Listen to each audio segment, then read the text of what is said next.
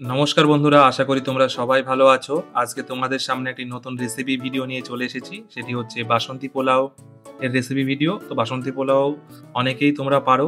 তো প্রথমেই দেখতে পাচ্ছ চাল নেওয়া হয়ে গেছে। চালটাকে ভালো করে পরিষ্কার করার অর্থাৎ ধুয়ে নেওয়ার পর মা আদা যে বাটা হালকা, হালকা বেটে নিয়ে তোমাদের যদি হামানদিস্তা থাকে খুব ভালো হয় বা যদি মিক্সিতে পেস্ট করতে পারো সে পেস্টেও হবে। তো সেই পেস্ট করে নেবে এবং তারপরে দেখতে পাচ্ছ মা তোমার হচ্ছে হলুদ গুঁড়ো দিচ্ছি তোমরা পরিমাণ মতো, তোমাদের যতজন মানুষের হবে তো সেই পরিমাণ মতো তোমরা হলুদ গুঁড়ো, তারপরে হচ্ছে লবণ, তারপরে অবশ্যই দেখতে পাবে তারপর কি কি আসছে, চিনি থাকবে, তারপরে ঘি থাকবে। এগুলোকে ম্যারিনেট করে হচ্ছে মাখিয়ে 15 মিনিটের জন্য রেখে দেবে।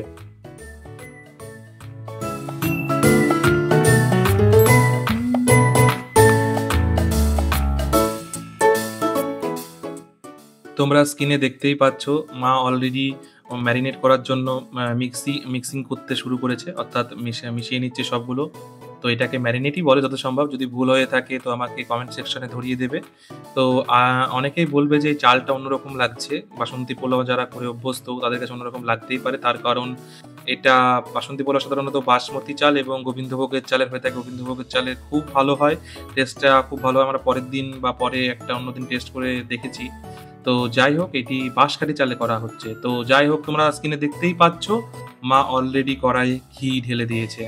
ঘিটাই হচ্ছে বাসন্তী পোলাওয়ের ক্ষেত্রে মূল উপাদান। তারপরে দেখতেই পাচ্ছ তেজপাতা, কাজু বাদাম, কিশমিশ এই ফোড়নটা দিয়ে হচ্ছে ফ্রাই করতে থাকবে। এগুলোই হচ্ছে বেশ কিছুক্ষণ ধরে ফ্রাই করে নিতে হবে, কারণ এগুলোই বাসন্তী পোলাওয়ে আলাদা একটা টেস্ট এনে দেয়। ঘিয়ের সাথে কাজু, কিশমিশ, দারুচিনি, তারপরে হচ্ছে এলাচ, আহ, আহ, তারপরে তেজপাতা দেখতেই পাচ্ছ। তো এগুলো সুন্দরভাবে মা ফ্রাই করে নিচ্ছে। যে ঘিটা দিয়েছিল অবশ্যই ঘি দিয়ে ফ্রাই করবে।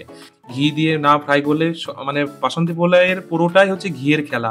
এবং অবশ্যই বাসন্তী পোলাও পাশে দেখতে পাচ্ছ মা অলরেডি হচ্ছে একটা সসপ্যান, যেটাকে বলে সসপ্যানে গরম জল করতে দিয়েছে, কারণ বাসন্তী পোলাওয়ে গরম জলটাই হচ্ছে মাস্ট।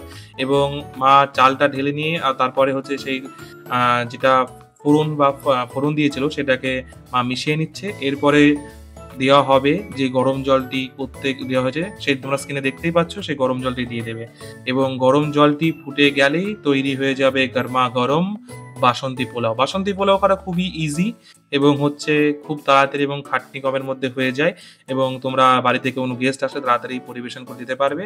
দেখতেই পাচ্ছ সুন্দর ঝরঝরে গরমা গরম বাসন্তী পোলাও তৈরি হয়ে গেছে। তো এটাই আমাদের বাসন্তী পোলাওয়ের রেসিপি। এটি একটি মিনি মানে ছোট রেসিপি ভিডিও হয়ে গেল। যাই হোক, তোমরা পাশে থাকবে, তোমরা পাশে থাকলে সাপোর্ট করলে মোটিভেটেড হব এবং তোমাদের জন্য কন্টেন্ট তৈরি করার মোটিভেশন পাবো এবং রিসার্চ করে যে কোনো ধরনের রেসিপি বা ব্লগ বা ইনফরমেটিভ ভিডিও তৈরি করতে পারবো। তো তোমরা অবশ্যই পাশে থাকবে, চ্যানেলটিকে সাবস্ক্রাইব এবং লাইক কমেন্ট অবশ্যই করে দেবে। Tata, bye bye, take care.